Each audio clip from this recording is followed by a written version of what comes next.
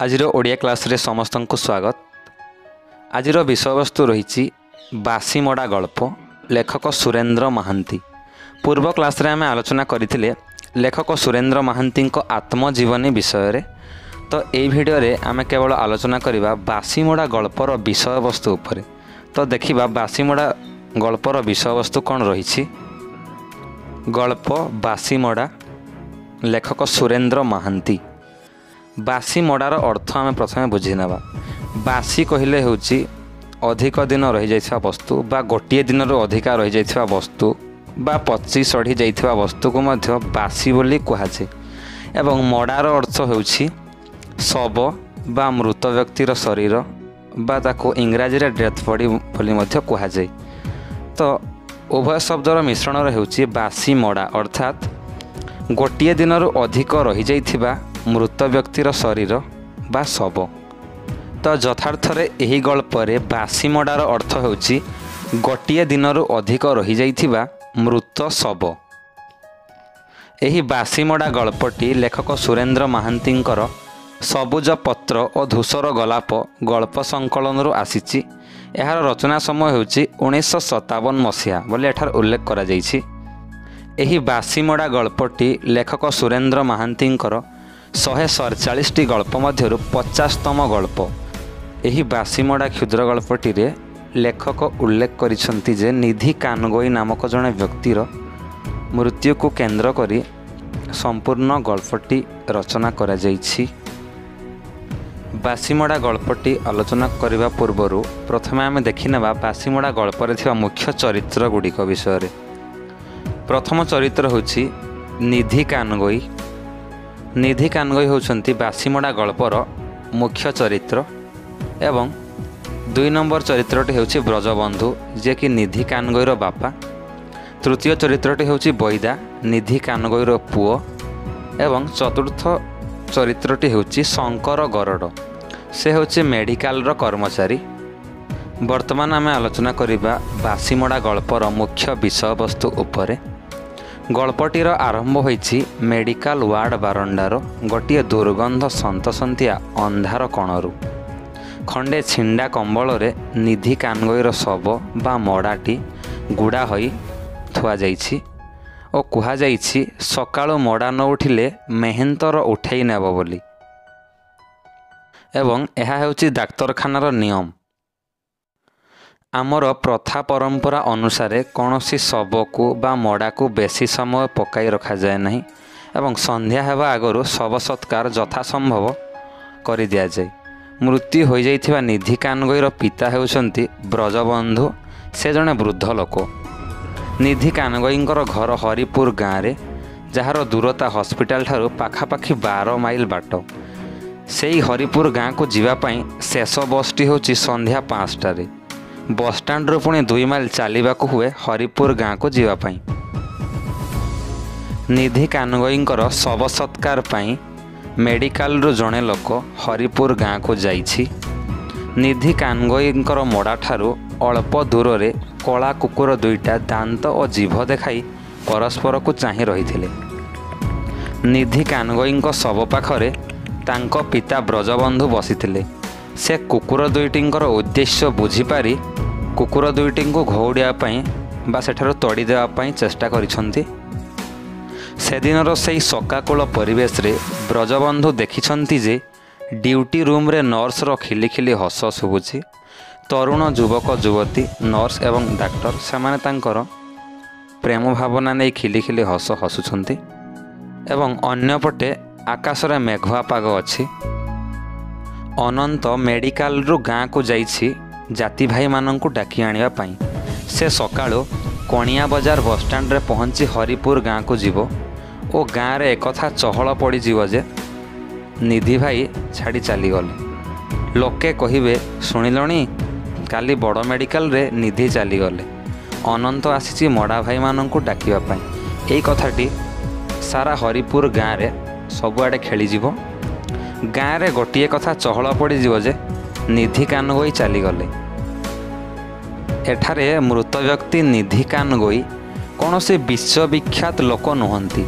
से जड़े दुर्दंड चारि दौड़ी कटा हुंका पिटा मनुआ टाउटर लोक हेले भी निधि कानगोई लोकटी राति अधरे डाकिले मध्य ओ करे एवं परोपकारी लोक जनक से मन को पाइले से पर पाई बेक देखाई दिए सीधा कथार मुह उपर ठो ठो करी जवाब दे दिए पार्टी सबु बेले दो अक्षरी गाली दे थाए से कानगोई साहिर कलंक बोली ताको कहुए एवं हरिपुर गाँव अभिशाप बोली मध्य निधि कानगोई को कहुए। लोकटीर परिचय होची गाँव रे कांगाल दरिद्र छेली कुकुड़ा पोषा निधि कानगोई तांको गाँ लोक यही आख्या देइछंती। 1954 मसीह रचित लेखक सुरेंद्र महांती इजिमाली गल्पटी मध्य एही भली चरित्र गुड़िक रही एवं एही भली चरित्र गुड़िक देखा मिलता है। सेही मेडिकल वार्ड मेहंतर होउछि शंकर गरड़ तार लक्ष्य होउछि एही निधि कानगोईर शव को केही तार आत्मीय स्वजन जदि न नियंती ताहले से शव को प्रोसेस करी तार हाड़ को बिक्री करी सेथिरु किछि टंका रोजगार करिवो। कुकुर माने मध्य ताकू खाइबा पई टाकिछंती। नवनियुक्त डाक्टर और नर्स को मध्यरे रोमांस चलीछि। एही भली एक 3 प्रकार दृश्य एही गल्पटी देखा मिलुछि। सेठारे शंकर गरड़ भावुची जदि अनाटमी वाला एही शवटी को न नियंती तेबे एहार हाड़ को बिकी 200 टंका मिलंता। से कहूची ताकू आर वर्ष 3टा कलेरा रोगीर लाश मिलिथिला। अनाटमी वाला ताकू न छुईबारु शंकर गरड़ गोटे प्रकांड माटी कुंडरे सेथिरे हाइड्रोजेन पारक्साइड पानी भरी शवगुड़ी को सिझाई तार हाड़ बाहर करिथिला एवं ताकू बिक्री करिथिला। एवं शंकर गरड़ कहूची तार सहयोगी वार्डर मधु जमादार मनीष कंकाल को बिकी 250 टंका रोजगार करिथिला। गाल्पिक एठारे कहउछंती जे जिए मरे से तरी जाए। एठारे निधि कानगोईर स्त्री बहुत दिनरू मरी जाइथिला। ब्रजबंधु तांको नुआ बहुर हाथ रंधा साग खरडार स्वाद एबे मध्य मन रखिछंती एवं गाँ लोके मध्य मन रखिछंती बोली कहउछंती। निधिर संतान हेले बोईता और सारी और तांकर बड़ पुओ माधव।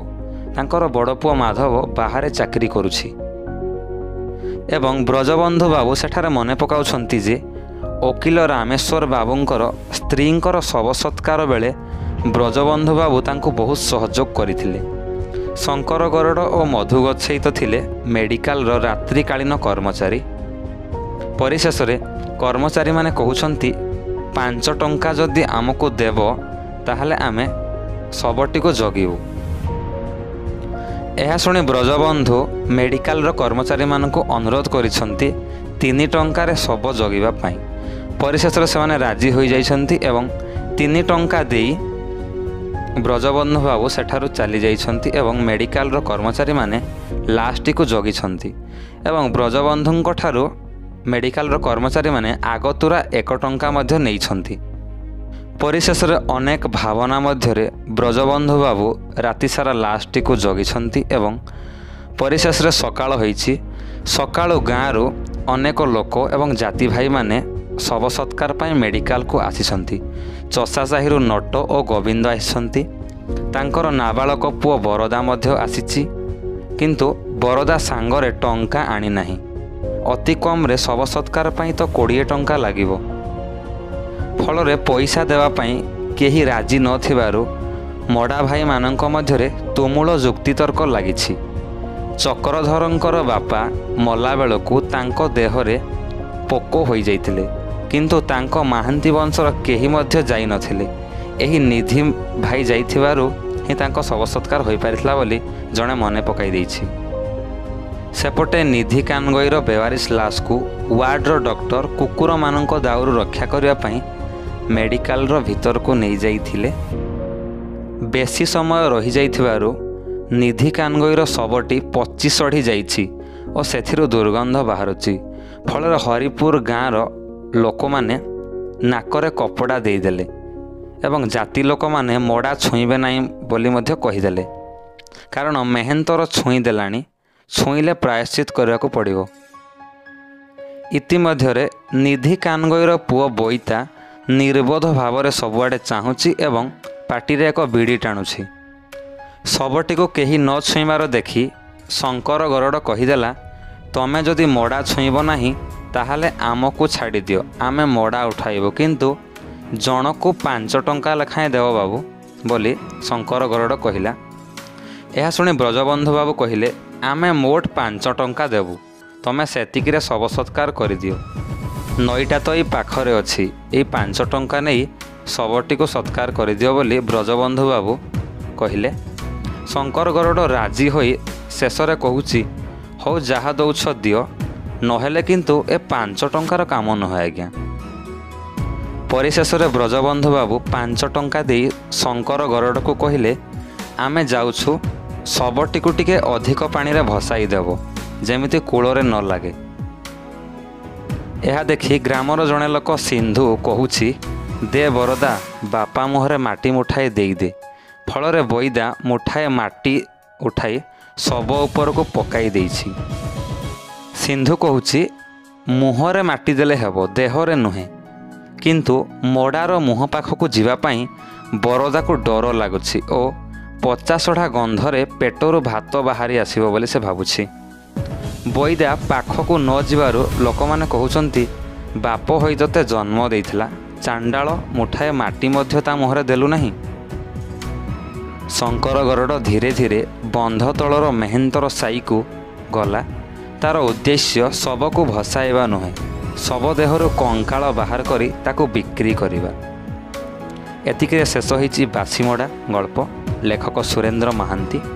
बासीमड़ा गल्पटी एक समस्या जनित पल्ली जीवन चित्र रही गल्प अटे। एतिके समाप्त होला गल्प बासीमड़ा, लेखक सुरेंद्र महांती।